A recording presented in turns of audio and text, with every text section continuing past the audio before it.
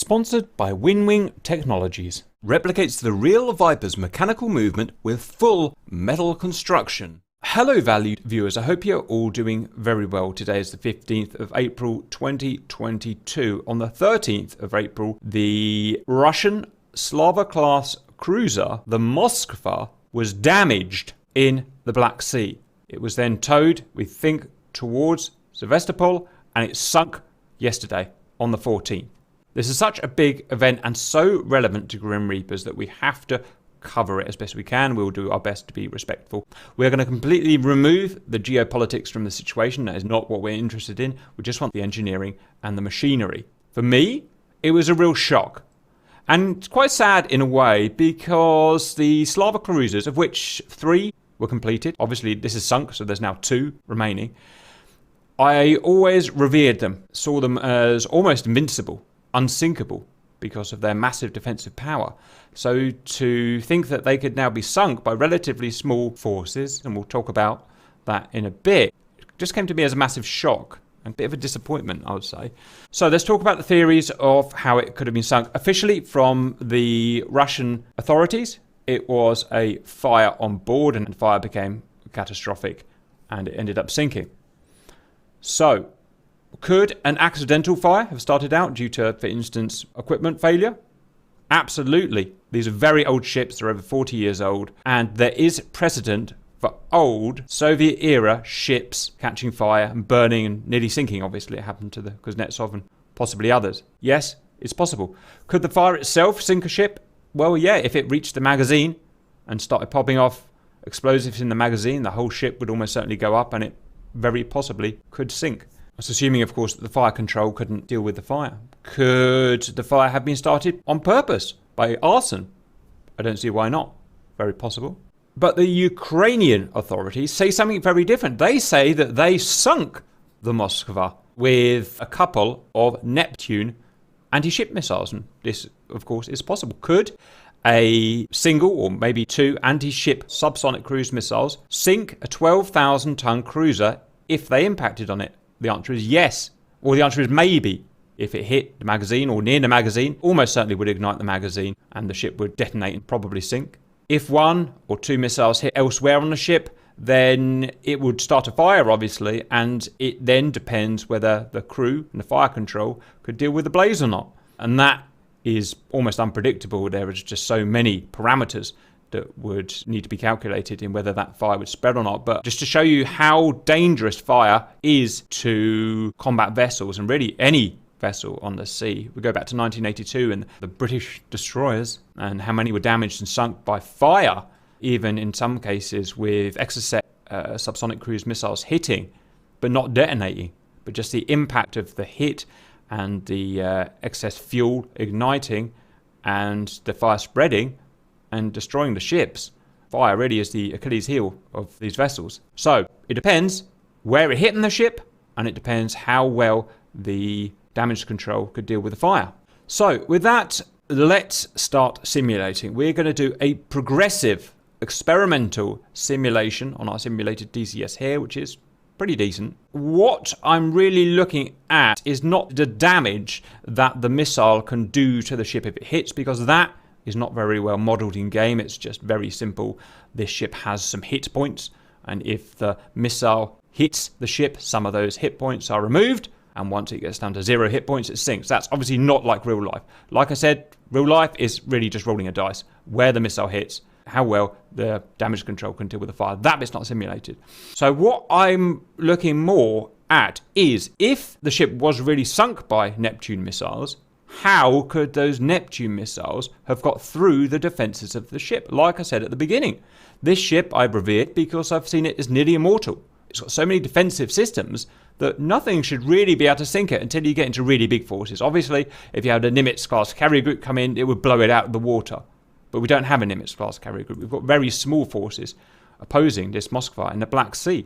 I should say this is the only cruiser, or was the only Slava cruiser in the Black Sea. Now there are none. And none will come in because, of course, Turkey has closed the channels.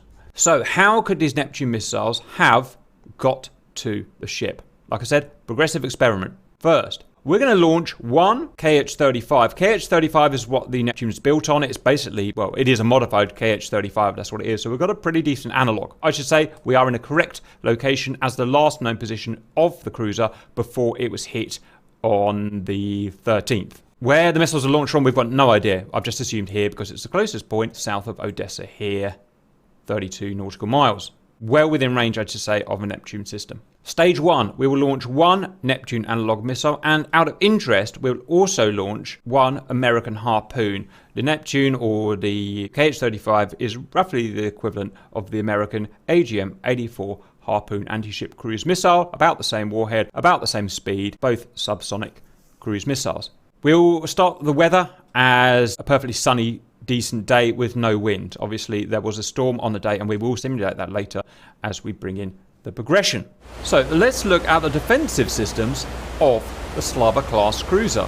It was designed and manufactured over, well, actually quite a long period of time due to problems with its missiles in the 70s and 80s, and the 3 that were completed until the 13th were still sailing. They were based around 16 supersonic missiles here. The design ethos of this was to counter, of course, the Nimitz class carrier group from the US, and this was designed to puncture a big hole in that carrier group. These are offensive weapons only, not defensive.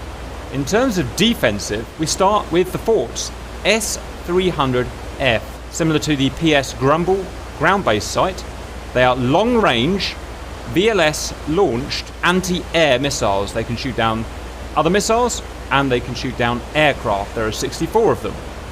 They are very potent, very roughly similar to the PAC-2 American Patriot system. They will be able to attack a cruise missile at about, I'll guess, about 10 miles or about 20 miles with AWACS support.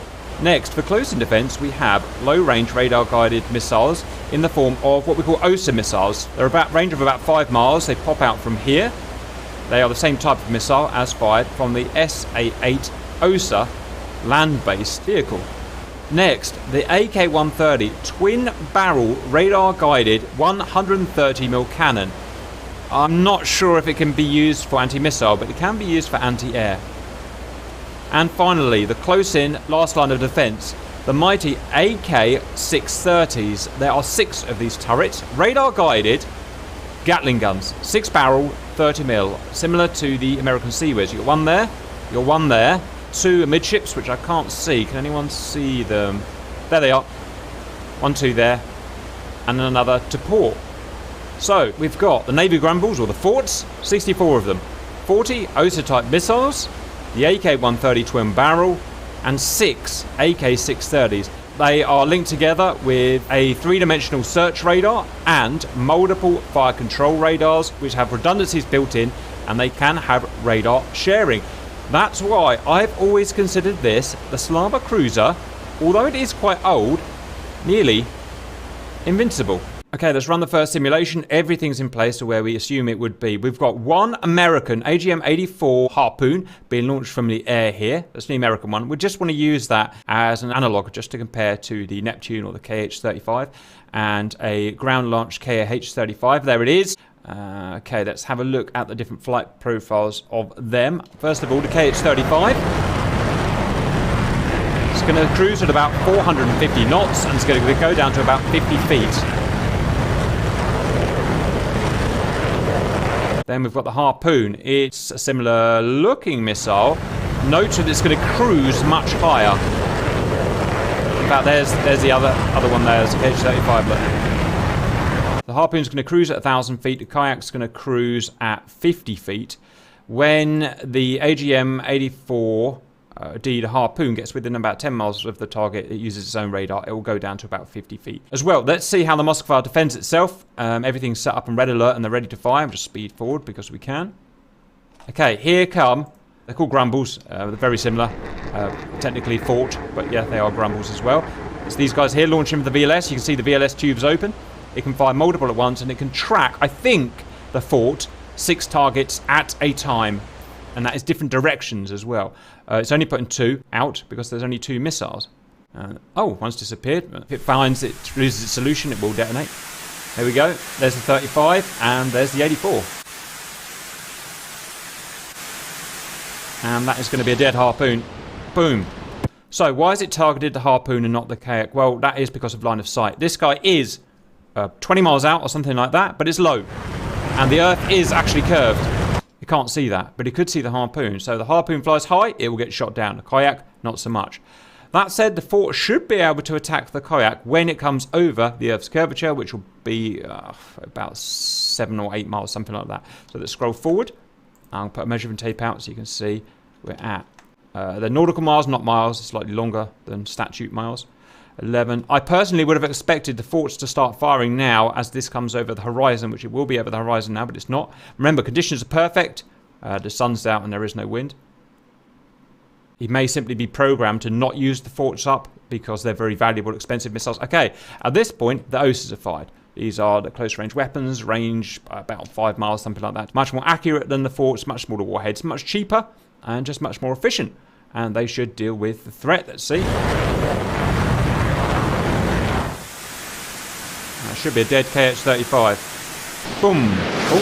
Oh, maybe not. Wow, got through. How about that? He got through 2 OSAs. Okay, well, there's plenty of distance left. There's 3 miles, and this thing only travels at 400 knots, so is MOSZKVA going to fire again? If not, this is going to be a very short video.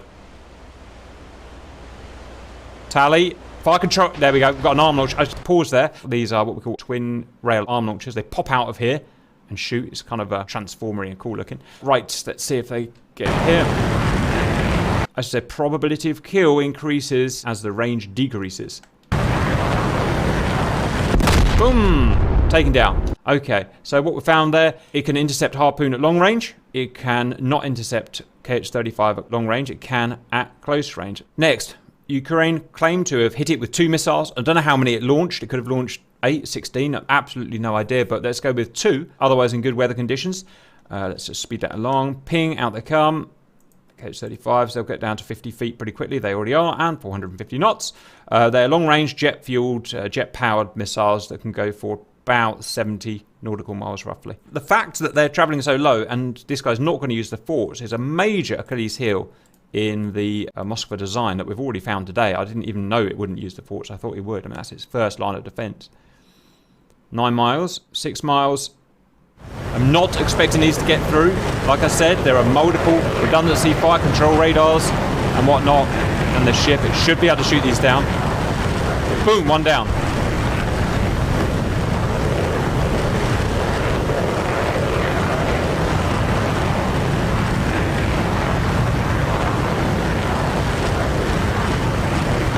Don't worry about the smoke, it will not affect the radars, or not substantially. It's getting close. OSA's out. A good PK, probability of kill. Seaways out. Wow, look at that. Didn't expect it to get this close. Oh, it almost got through, guys. Wow. Okay, so the second one got through the OSAs. Don't know how, it just did, and it got through to the Seaways, the AK-630, but it still was shot down. At this point, I think the thing to do next, guys, is to start adding some weather and see how it affects us. So, I'll just show you affecting the weather so you can see that I'm not cheating or being weird. So I'm going to take the weather here. I'm going to go 30 knots of wind. 30 knots, it's not a huge storm. I'm going to just turn on rain and drizzle, ping, ping. Otherwise, let's just run it immediately. 2 land-launched Neptunes again. Moderate storm, 30 knot wind. There's our kayaks out. I should say that is the NATO reporting name. Skip forward to about 7 miles where the OSAs start coming out, maybe 6 miles. Okay, more swell, more waves. I'm surprised it's not actually raining. It's not. Yes, it is raining. Coming in on a bit of a strange aspect, I know. Speed up to the OSAs. Turning in, terminal phase. Where's his brother? There he is. Now this is very interesting. The OSAs are not firing. We've introduced rain and a 30 knot wind, and the OSAs are not firing.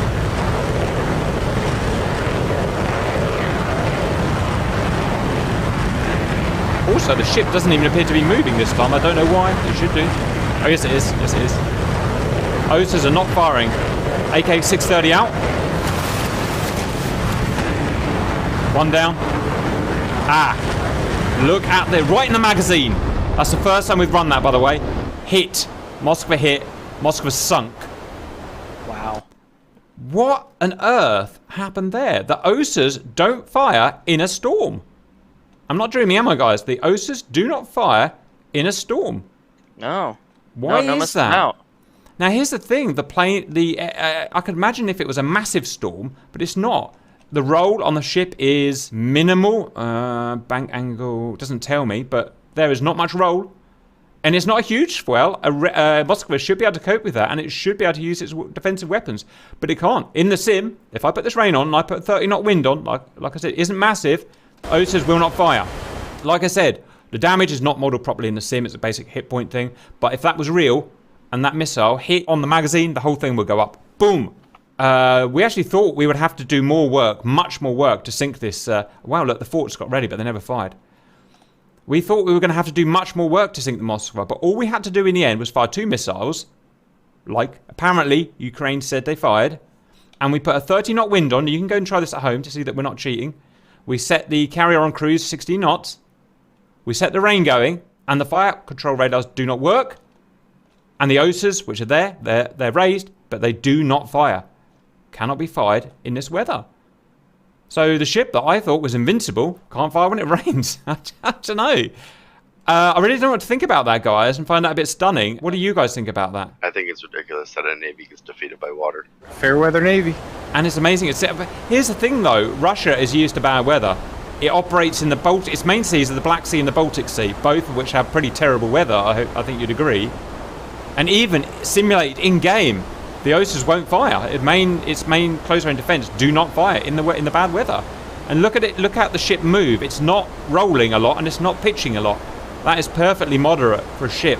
Even a 12,000-ton cruiser, that's pretty moderate. So we didn't even have to get onto. We were going to start talking about crew inefficiencies. We were going to talk about, you know, what if crew morale was bad? What if crew training was bad? But we don't need to. We just need to put a bit of bad weather on. There's a argument to say that crew training was a problem, but in either way, whether or not there was an accident on board or whether it actually got struck, we clearly saw there was a issue with damage control. Yeah, right, because even when the missile hit, they should have been... I say the valued stream viewers are asking, how do we know the game is accurate? We don't. We don't know the game is accurate. We're just running with what we've got. That's all I can show you. I'm not a naval expert. None of us are, I should say. Most likely it isn't accurate. It is convenient. It is convenient, though, isn't it, guys? Only thing I can think is that maybe DCS is modeling the sea state as changes in altitude, and most of the missiles have a hard-coded will not be fired below this altitude kind of thing. So are you saying it's changing the effective altitude of the missile due to swell?